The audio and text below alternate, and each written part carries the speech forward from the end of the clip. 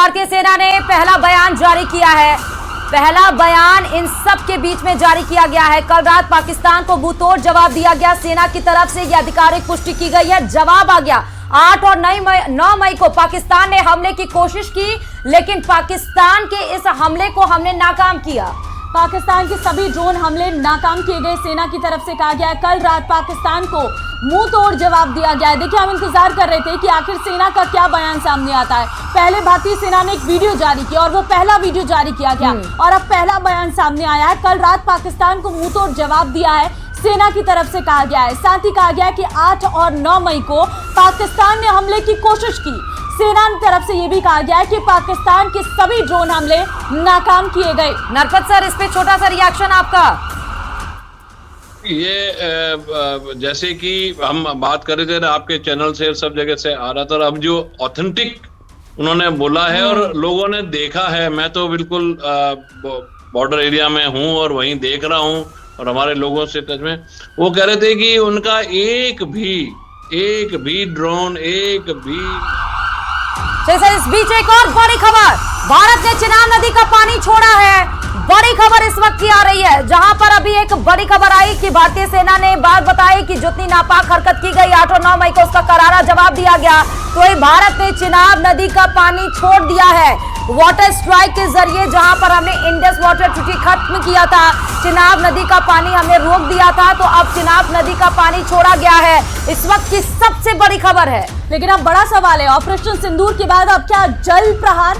क्योंकि भारत ने चिनाब नदी का पानी यहां पर छोड़ दिया है और बिना सूचना दिए ये चिनाब नदी का पानी छोड़ा गया है। पाकिस्तान में अब बाढ़ जैसे हालात हो सकते हैं, क्योंकि अब ऑपरेशन सिंदूर के बाद जल प्रहार हर तरीके से, मेजर जनरल, जिस तरीके से ऑपरेशन सिंदूर के बाद अब जल प्रहार देखने को मिला है, चिनाब नदी का पानी छोड़ दिया गया है, हर तरफ से पाकिस्तान को घेरने की पूरी प्लानिंग है।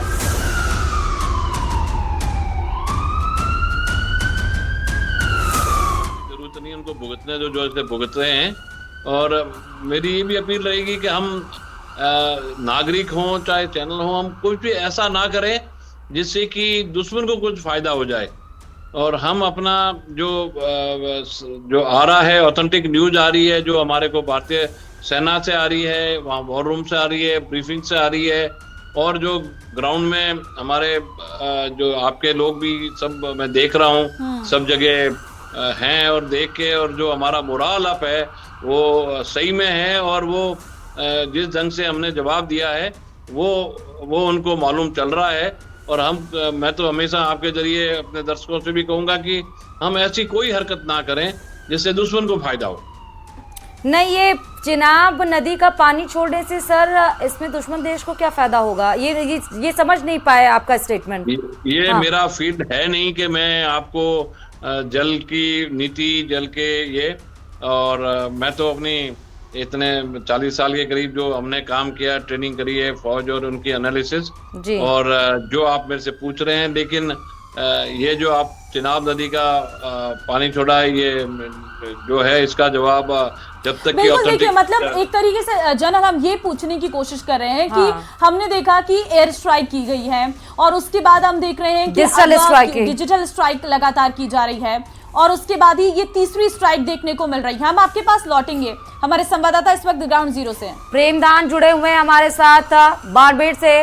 प्रेमदान, क्या स्थिति अभी वहां पे, क्योंकि चिनाब नदी बिना पूछे कुछ और उसको खोल दिया गया डिजिटल एयर स्ट्राइक के बाद और इकोनॉमिक स्ट्राइक के बाद अब वाटर स्ट्राइक, यानी कि पाकिस्तान को डुबो के भी हम मारेंगे।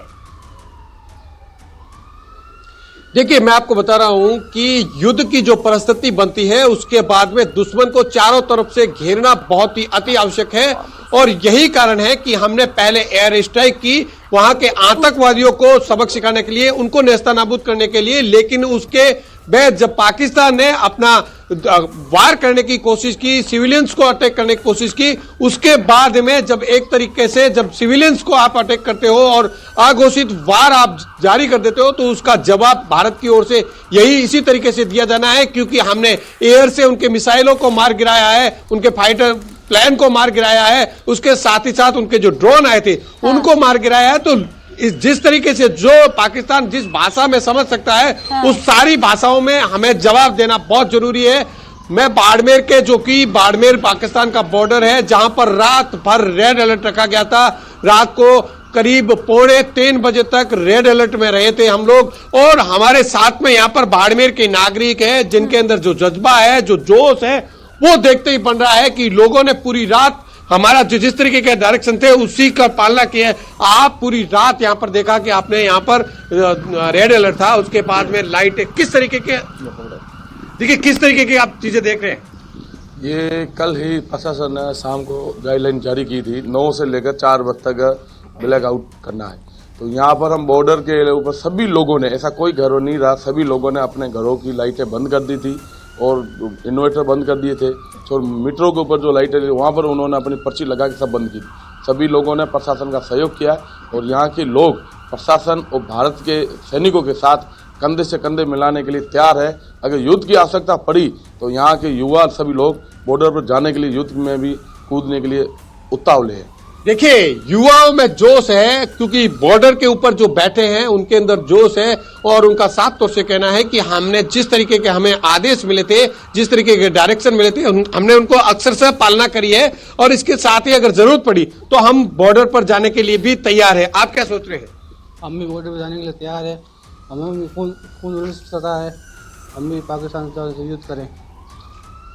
देखिए हर कोई यही सोच रहा है कि पाकिस्तान को उसी की भाषा में जवाब दिया जाए। यहाँ पर जो ग्रामीण खड़े हैं, पूरी रात उन्होंने घरों में जग करके भी अपनी रात निकाली है, क्योंकि किसी भी तरीके की कुछ प्रेमदान, कुछ ट्रेनें भी रद्द की गई हैं, इसको लेकर जरा अपडेट दीजिए, क्योंकि रेड अलर्ट तो हो गया है लेकिन अब इसका असर कुछ रेल सेवाओं पर भी पड़ रहा है।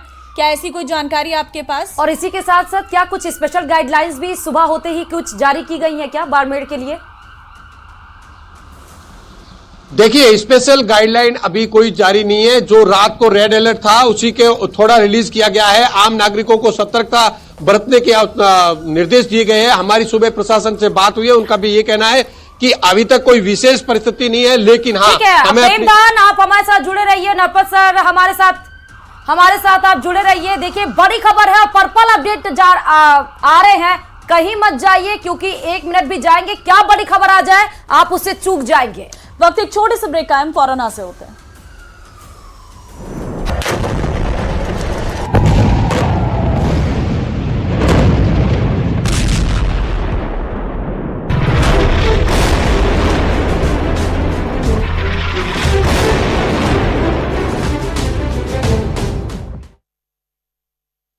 सायरन बजता हुआ नजर आ रहा है, और जम्मू में तो ब्लैकआउट कर दिया गया है। बात अगर हम राजस्थान की कर ले, वहां से भी जो तस्वीरें हम देख पा रहे हैं, वहां पर भी अब जो पुलिस के अधिकारी हैं उनकी छुट्टियां रद्द कर दी गई हैं, और अब सायरन भी बजाया जा रहा है। लोगों को सतर्क रहने के अब जो है अपील की जा रही है। साथ ही साथ सोशल मीडिया पर भी अफवाह जो फैलाए जा रहे हैं, पुलिस प्रशासन की तरफ से यही कहना है कि इस पर बिल्कुल भी ध्यान देने की जरूरत नहीं है।